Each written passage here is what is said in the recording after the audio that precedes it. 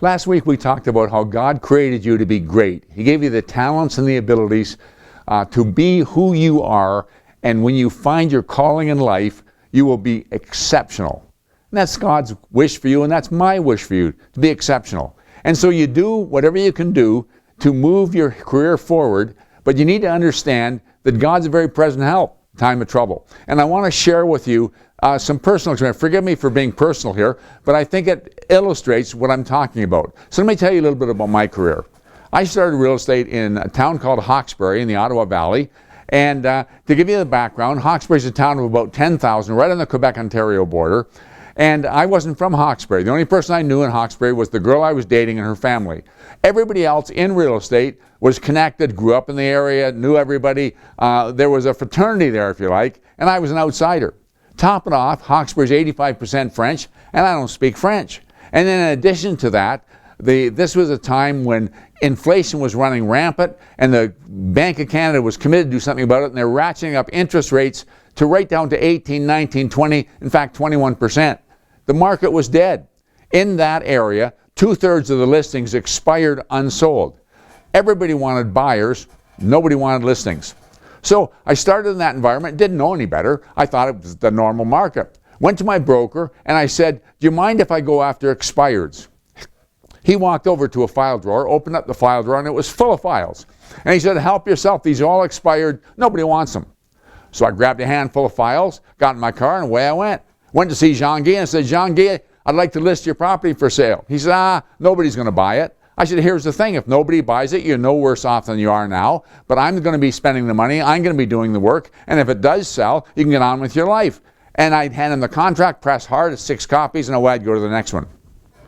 I should tell you back then, the signs, our signs were orange and black, and what was the norm then was to have a blank in the middle, and a new rookie starting out would get stickers with his name on it. The stickers in this case were black. You'd stick it in the middle, and you'd look like an official part of the company. Well, my stickers didn't come in. 1 week, 2 weeks, 3 weeks. I'm going all over the place listing property. I don't want to put signs up without my name on it, so there's no signs on these properties. My signs didn't come in. Finally, after 3 weeks, the stickers came in, and to make bad matters worse, they made a mistake and they printed them in green instead of black. Well, I thought I'm not going to wait another 3 weeks for them to be reordered, so I stuck the green stickers on the sign, and away I went. By that time, I had 45 listings, and almost overnight, there were 45 of my signs around town, and they all look unique. I remember a local broker saying he sat in front of it for 10 minutes trying to figure out what was different about it until he realized it was the green. But they stood out. It was like a new brokerage in town. And you know what happened? The phone started to ring. Come list my property. Come list my property. People would say, I don't know what you're doing, but you're everywhere. You're controlling the market. And the market just took off for me. I started to sell and list real estate, real estate, real estate.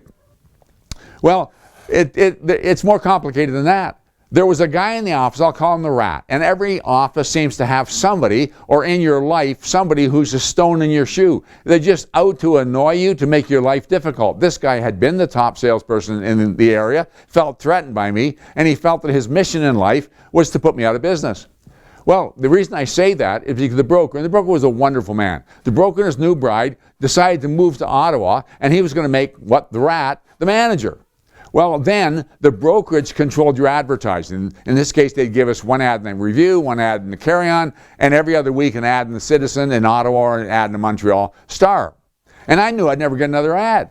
So I went to my broker and I said, listen, can I negotiate with you that whatever volume of business I do 1 month, I can carry it into the next month as my advertising budget, and I can control my own advertising. This is before the day like today where salespeople control their own advertising. The brokers did. So he agreed, and now I had control over my own advertising. The PQ had just gotten power in Quebec. People wanted to get out of Quebec into Ontario. I funneled all my advertising dollars into Quebec. At the end of that year, 71% of my business came from Montreal, and I was clearly ranked the top salesperson by far in the Cornwall board. In addition to that, I decided just to be on the safe side, I'd get my broker's license. So I got my broker's license that year. Okay, so the next year, the brokers I worked for bought the RE/MAX franchise, and I was pretty positive about what I saw. Their emphasis on quality, on being the best and doing the best and so on. I decided to buy a franchise myself, which meant I was going to relocate. So I bought the franchise for St. Catharines, which would take me back to my hometown. I hadn't lived here for 20 years. It was going to be once again going back to an area where I was unknown. But I was concerned because going into a new area where I didn't know how long it would take me to ramp up my business, and where I had all kinds of expenses I hadn't accounted before. Expenses like renting an office, buying furniture, buying equipment, phone systems, and so on. I need a lot of money behind me. How am I going to get that? Well, about that time, the phone rang, and it was a reporter from the Montreal Star. He said, Wayne, I'm doing a story on people relocating from Quebec to Ontario. He said, I've been to Lancaster, I've been to Alexandria, I've been to Cornwall, I've been to Hawkesbury. Everywhere I go, people say, if you're going to be doing that story, you got to talk to Wayne Quirk. He's got time for a coffee? I said, absolutely, I got time for a coffee. So we met for a coffee for about 10 minutes.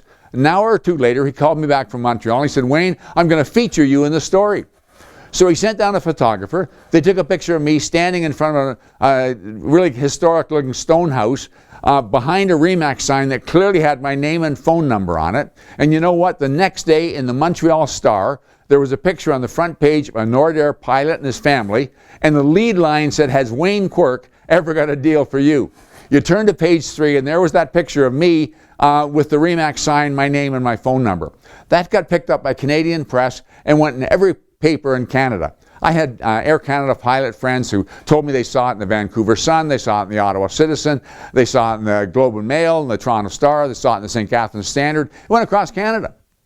I drove in a day or two later, and there was a film crew from Canada AM. Then the next day there was a reporter there from the Globe and Mail wanting to do a follow-up story. And I got more and more notoriety from that article. And in fact, in the next 2 weeks, I had 84 new clients from Montreal wanting to move to Hawkesbury.